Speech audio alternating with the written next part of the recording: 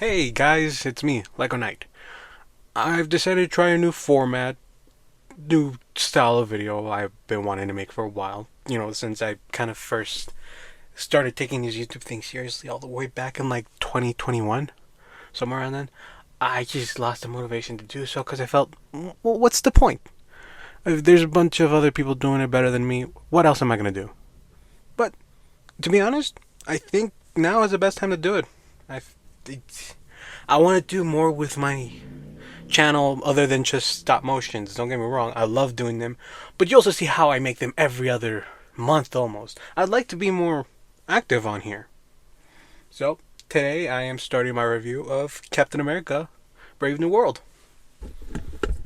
Captain America Brave New World is the next installment in the MCU, being a fourth entry in the Captain America series and a direct sequel to Falcon and the Winter Soldier, Eternals, and Incredible Hulk. The film is intended to hopefully start Sam Wilson's Captain America trilogy. Well, first off, this is my first ever review. Yes, late. Is the movie itself not a trend anymore? Also yes. But screw it, it's my channel. Plus, if it all goes right, reviews will come closer to their respective films when they come out. Also, as a huge fan of the MCU, and hot take, I'm one of the few who actually has the opinion that Marvel didn't fall off after Endgame. Did this movie make me question that? No. I personally thought that the film was pretty good, and sure, it's nothing special, but it's also it's far from garbage. Sam Wilson is a good character, and I am begging for him to get his shine, especially because, come on, Marvel, stop with the whole Captain Carter stuff. Don't get me wrong, I don't hate her character, but at the same time, it's like, you have this perfectly good character right here. Use him. And yeah, it's also cool with Anthony Mackie's portrayal of the character. He did great, and I think he'll be a great Captain America to follow over the next couple years of the MCU, hopefully. And yeah, Harrison Ford as a Red Hulk. Great. Unfortunate that he was a replacement casting. It's unfortunate, but here we are. Personally, I think Red Hulk was done well. Sure, it's a little weird pitting both Captain America and Red Hulk against each other, but at the same time, it's a Marvel movie. You should have that sort of set of disbelief already placed within you. I will be honest. I was not really that hyped when the movie was coming out. I thought maybe it wasn't going to be that good. I'm not thinking that like as a hater, but the way the lead up to the movie with all these leaks and consistent amount of reshoots, it did worry me a little. Still had hope, but it did worry me, and I am glad that the movie proved me wrong, kind of. So yeah, overall, I think it's a good movie. I'm gonna get over to the spoiler part, so look out. Skip to this part of the video. What worked? Unfortunately, Sam Wilson will never be Steve Rogers. That's a true statement. Because, well, he's so much freaking cooler. Is he as... I like that they never made him be exactly like Steve. He had his own character. He's the exact same guy we met all the way back in 2014. He's just Captain America now, who has been given the challenge of basically starting up the Avengers again. While granted, it doesn't focus on that. It's very much a setup for the future of the MCU. And yeah, I love Captain America. I am a proud Team Cap member all the way since 2016. Oh god, the Civil War hype was something else. I didn't even care if Spider-Man was in the opposing team. I love Spider-Man, but he didn't know, okay? He didn't know. Plus, it would cost him greatly. But yeah, and well, don't get me wrong, I miss Steve and Chris Evans. It did prove to me that Sam is capable. I've been supporting Sam since Endgame came out because I thought he was always perfect for Captain America.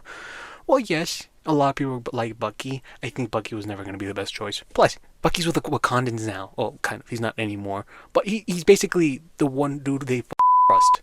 What more can he want? And now he's going to be in the Thunderbolts? Come on. Although I do miss having that relationship with Captain America, because, it was the main central point of two movies. I also really did like the new Falcon. I think he was pretty cool, and it's cool to have another Mexican hero up there in the MCU after America Chavez, which I know is Marvel. Come on, you could have casted a Puerto Rican. I don't hate the actress they chose. She's clearly doing good, and honestly, they should use her more. They already casted her, and she's clearly having fun with it. And obviously Werewolf by Night and the GOAT Namor. I don't main him on Rivals, by the way. I mean Star-Lord. I'm sorry. I just had to be honest. Yeah, and, it definitely looked like the actor Danny Marie had fun with the character. And it's also another streak of Marvel giving the main character their child character, to eventually rip them apart in the big sacrifice movie. I see you, Marvel. I see you. Slick with me. This is still better than the siblings curse. Why does Marvel have so many curses? These main characters can never catch a break. And yeah, Red Hulk, I think he was cool. They did him right.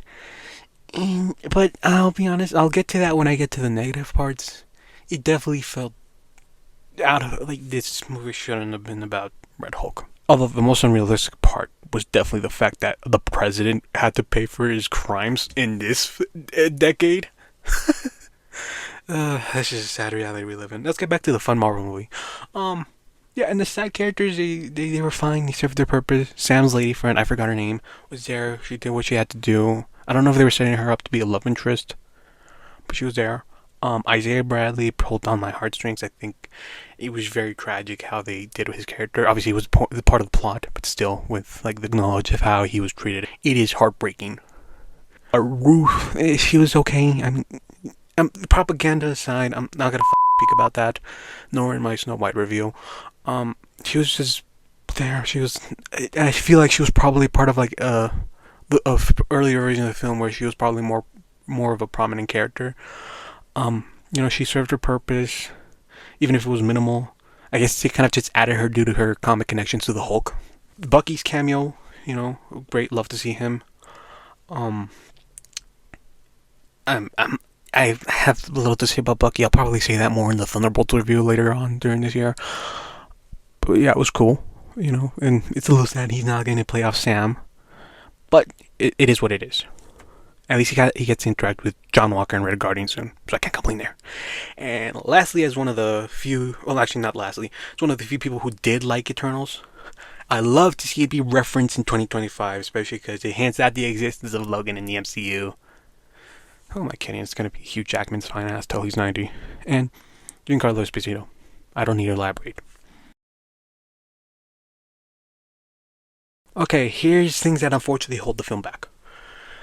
Even though the story is nicely told together, well, despite the constant reshoots it apparently had, it does show in some areas. Like I said, Ruth felt like she was probably gonna be in like a huge part of the movie before all the reshoots, mainly due to the film's merchandise even appearing like in that overpriced Lego set. No, granted, Lego sets show off like stuff from earlier in the film's development. And the Happy Meals, which back on that in a little bit because it shows like a girl with a pink hair. There was a bunch of cut characters in the film apparently. Like I said, the girl with the pink hair, who according to Google went by the name Diamondback. Cool name and cool design. The wrestler Seth Rollins. I don't know if he's a wrestler. I'm not caught up with the wrestling stuff. I'm gonna be honest. And probably cameo appearances. That's my guess because I don't think they were set to appear, but we don't know to what extent. From Patriot and Amadeus Cho, at least according to the leaks. And yeah, Liv Tyler, who's also another part that was probably affected, as my guess is like there was supposed to be a funeral because earlier set photos showed that she was like attending some sort of funeral in the film. I don't know what character died, but something there.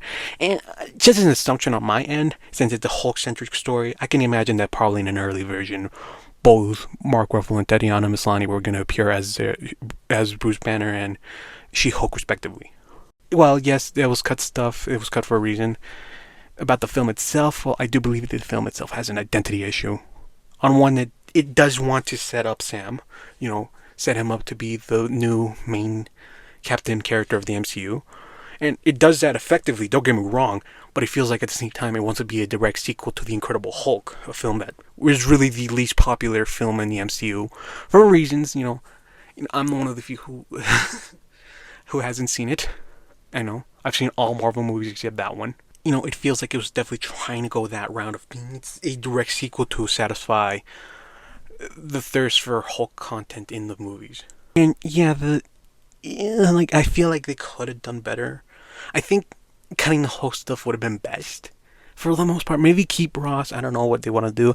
I would have rather maybe focus on Esposito's character. I feel like he could have carried the film as its central antagonist. Because these Marvel movies do excel at kind of getting the villains to kind of be more cooler, for the most part, when they're written well, and obviously when they're performed well by the actors. But yeah, or even the Serpent Society itself, because that was probably a huge aspect of the film that got cut because of all these cut characters. But yeah, I hope Marvel focus more on Sam as a character. I feel like he's great to lead the Avengers, and I'd rather have Sam for a couple more movies than see them just get lazy and either get Chris Evans back or recast Steve with like Glenn Powell or someone like that. Plus, if it all goes really extremely well, the next Captain America is probably gonna be Joaquin, and trust me, that is a beautiful irony. But yeah, give Sam a chance. I think he's a ass, and he is the one I trust to lead the Avengers well. But yeah, overall, I think the movie is flawed but good, and I would love to see more Sam stories in the future, considering how he is Captain America. Also, nice to give this a credit song to Kendrick, even if it's already an existing song of his. Not as peak as All the Stars though. Nothing will be, but still. But yeah, that's my review of Captain America: Brave New World. This is a new series I'm starting out. I hope to continue it more. And I want to know your opinions. What did you think about the movie? Did you like it? Did you hate it? Or did you think it could have been better? Either way, let me know in the comments. Just be respectful down there. The world has enough hate. Just please be respectful. Thanks for watching and have a lovely day.